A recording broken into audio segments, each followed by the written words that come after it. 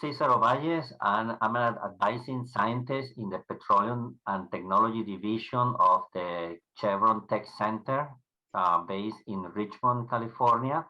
And when I first joined Chevron in 2006, Mietek was already retired, but he was asked to come back from retirement to help this new person that joined Chevron to get up to speed.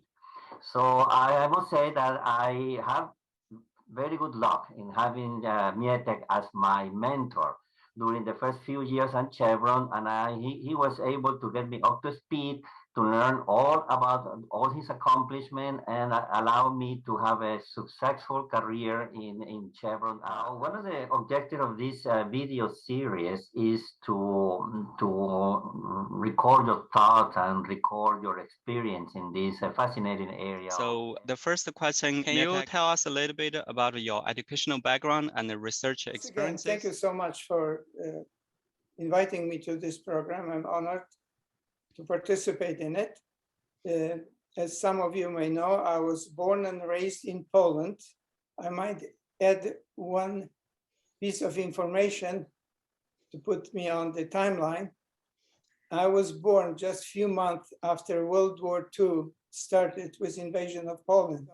As to my education, I was fortunate to enroll in technical university, which we call Polytechnica, in Gliwice, Poland. That's Silesia in Poland, the province. And this is a 5-year program, so 10 semesters, where the last 3 semesters focus on a major. And in my case, it was chemistry and technology of petroleum and liquid fuels. So I graduated with a degree of chemical engineer and master in science. And again, good fortune is always an important factor. My professor offered me to stay at the university and work toward doctorate or PhD.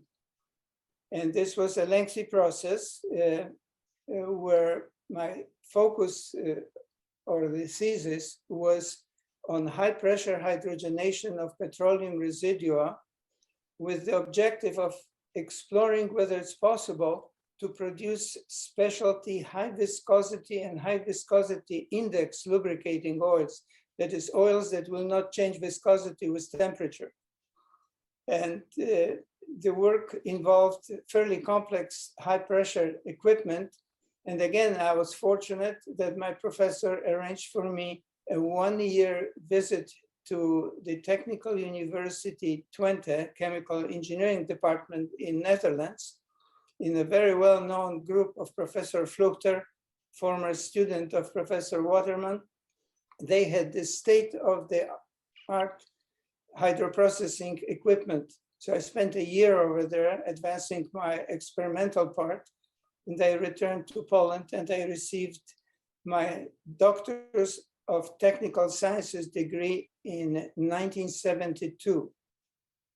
I continued working in the area of heavy oils, residua, asphalts, and this was within the scope of habilitation degree, which in Poland is a requirement if you want to be promoted to the professorship. I work for the Polish Academy of Sciences, Institute of Petroleum and Coal Chemistry. So I completed my work on habilitation degree. I defended it at the Institute of Organic Chemistry, Polish Academy of Sciences in Warsaw. And within weeks, I left for the US, where I was granted a senior Fulbright scholarship. What was relevant was that my work in Poland under the habilitation thesis already focused on the issue of asphaltenes.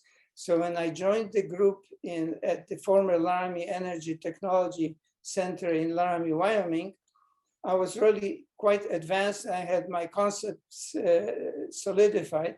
And the experimental work that I completed in Laramie led to this paper, Asphaltenes, Where Are You?, that was very controversial at the time, but was really trying to address the paradigm. What challenges were you facing in your critical career stages, and what have motivated you during your lifetime in Poland and the Netherlands and the US? I joined the team in Laramie at the end of 1978, in October 1978. I had 18-month scholarship, and just about the time when I was due to return to Poland, the political situation in the Soviet bloc became very tense. US media were predicting that Soviet invasion of Poland is imminent. So I faced a dilemma, returning to my country and maybe ending my professional career, or not taking the chances and staying in the US. In the hindsight, there was several years of martial law and everything was completely destroyed. So this was a major, major turning point in terms of the impact on my professional career later, after completing the Fulbright scholarship. I worked a little bit at the University of Wyoming prior to joining Chevron. I joined Chevron in 1982. In retrospect, I think my professional pathway was probably not much different from many others. That is, we are constantly facing ups and downs and challenges. That's the nature of the work. So in my case, perhaps I would identify two major aspects of it. One that is purely scientific or technical, that is, how do you deal with the issues that are widely accepted as a paradigm in the field, and you are trying to turn it over or turn it upside down. This was a good part of my almost 40-year professional career, whether it was with asphaltenes or hydroprocessing, hydrocracking, lube manufacturing, without getting into proprietary information. I felt from my end, struggled with quote unquote opposition because my views were different. So this is the challenges, the non-stop.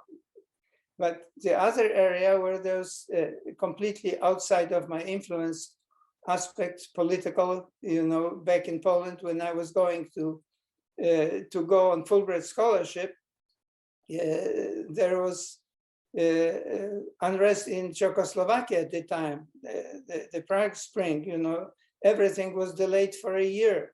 That's why, certain things took much longer when you look at the dates than they should. So the life was full of challenges. What was the common belief back then regarding the composition of petroleum residue, and why continuum model was new back then? Yes, this is a very good question, because at my time, when I was beginning my career, petroleum residue, that is material that is left after vacuum distillation in the refinery, were generally used to manufacture asphalts, paving grade asphalts or roofing asphalts. So there was quite a bit of literature on asphalt composition, and the main issue with paving grade asphalts was that the cost of the asphalt pavements was affected by the quality of the binder, which is the very petroleum residue that accounts for about 4 to 6% of the pavement. The rest is gravel, and the roads were falling apart. And there was a need to correlate various important properties of asphalts, like ductility, penetration, with composition. But composition was defined as a 3-component. This was this triangle. This was oils, resins, and asphaltenes. And I will not take time now on defining those fractions, but this was far from chemistry. I mean, this was just, semantics. Those words didn't mean much. So I tried to focus on, can you explain this portion, compositional aspects of the asphalt or residua in terms that the chemist would understand, and link it with the distillable portion of the oil, because it was kind of a residue, is a leftover of the crude oil. So I proposed this hypothetical scale, atmospheric equivalent boiling point scale, to demonstrate that composition of petroleum as a function of boiling point changes gradually, that there is a continuum, complex continuum. And the issue was that how to link the non-distillable, non-volatile portion of the crude oil on the boiling point scale. That's why it is atmospheric equivalence, a hypothetical scale where plotting compositional data as a function of, I use the acronym ABP, you could see the unique pattern.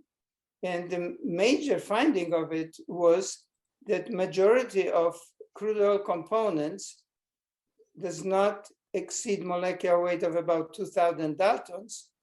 And there is a very peculiar pattern that shows that the aromaticity or hydrogen deficiency of the molecules causes that the boiling point may be fairly high, but molecular weight not necessarily is very high. Obviously, in a few words, it's hard to explain the whole thing, but this was completely different look at the heavy oil portion of petroleum, putting it in a context of entire oil, so that you can predict properties and processing behavior of various fractions of crude oil as a function of boiling point. Mietek, I'm glad that you and Yunlon are talking about the continuum model of petroleum, which by all accounts represent our current vision of these important raw materials. And that brings me to my next question. What do you consider the most memorable milestone in your career? Yeah, well, yes, certainly I do recognize certain milestones in my career, and that's a biased view, but perhaps the one was being granted Fulbright scholarship and allowed to go to the place that I wanted to go, that is former Laramie Energy Technology Center, because I followed their publication at that time, that is prior to my coming to Laramie in 1978. There was a major research effort sponsored by American Petroleum Institute in the US under the title Characterization of Heavy Ends of Petroleum. And this coincided with the habilitation work I was doing in Poland. And to make the story short, I knew that I was quite advanced in my work in Poland on this very topic of characterization of heavy ends. So when I joined the group in Laramie, there were actually two groups, which puzzled me from far away while being in Poland. There was an asphalt group led by Klein Peterson and many publications, and John McKay and his colleagues on the use of ion exchange resins for separation of materials. So anyway, to make the story short, my Fulbright scholarship allowed me to, in my biased view, to complete the work on nature of asphaltenes. That's why this paper, Asphaltenes, Where Are You, was a joint paper and caught attention in the field. So that was first milestone. The second one, when I completed several years of research at Chevron on characterization of heavy ends and petroleum, heavy oils in particular, because they were becoming more and more important. Development of deep cut assay, molecular distillation, a whole slew of techniques to demonstrate how to evaluate oils from the point of view as a feedstock to refinery. So this book that I published jointly with Klaus Altgeld allowed us to really share with the world the views. And I even make as an anecdotal comment, Klaus was a former polymer scientist, and I followed his publications at Chevron when I was still in Poland, where he used huge gel permeation chromatography column. He told me the packing material cost about $1 million in those years just to do it. So we had a lot of fun writing this book. So this was a big milestone. And of course, the other and the last major third milestone for me, very rewarding, was the work by a group led by Alan Marshall and Ryan Rogers in particular, whom I met early on when he joined Marshall's group, that validated, I already retired and I started hearing, I was out of US for a couple of years, and I was hearing that, there are publications validating my work. I said, what's happening? So that was a big milestone. I may say that work by the group from Florida State validating your work really put yourself in the map again for the Oh yeah, definitely. Yeah. And of course, and that with the final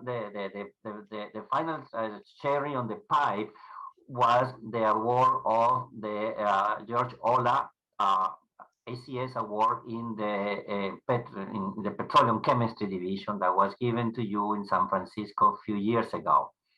And I had the honor of organizing that symposium, and I was very well received by the community, and really people recognized that the vision that we have now was very different than the vision that we had back then about these important hydrocarbon materials. Yes, if I may respond, you're absolutely right. I didn't dare to claim it as my milestone because it's a milestone by my peers, but there's nothing more rewarding in the career of a scientist than peers' appreciation. So this award was fantastic, but I didn't know I deserve it. Peers said. What do you think the critical problems or challenges facing us today in the energy and fuel field? Yeah, I retired in 2005, so it's been a while. So I'm not following very closely what is the research in the area right now.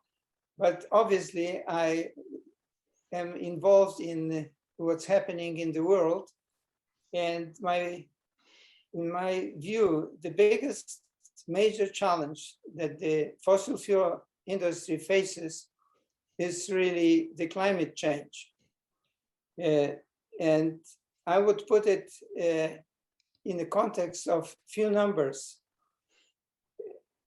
The world petroleum consumption is approximately 95 million barrels a day. And I checked, actually, these days you can Google, but I checked versus my data that I collected, year in, year out for many years.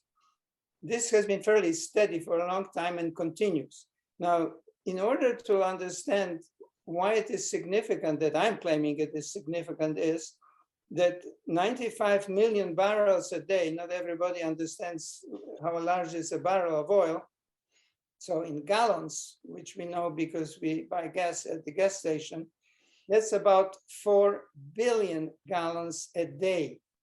About 90% of this figure accounts for light transportation fuels. And what do we do with those light transportation fuels? We burn them. So if you burn 4 billion gallons a day of fuel, and you have almost 8 billion people population of the world, well, make a simple calculation. That's about 2 gallons a day per person, per capita, everybody. Can you imagine the degree of pollution? So the challenge is, we cannot keep burning. We may have to use fossil fuels, but you either have to burn them very cleanly to produce clean energy sources, or this is the end of the era. It's serious. So my next question is, what advice would you give to the young researchers and how to be a successful professional in this field? Yeah, well, there are obviously many aspects, but the key, in my opinion, because of what we talked a bit earlier, that there are all kinds of challenges, you have to have a passion for your work, I think. I loved my work. There were adversities and ups and downs, but I loved my work. So passion was important. Persistence is very important. You know, I kept going to conferences and over, persisting with certain papers. And I know some people thought, well, you know, it's almost too much. I didn't think it was too much. It took a long time to break through.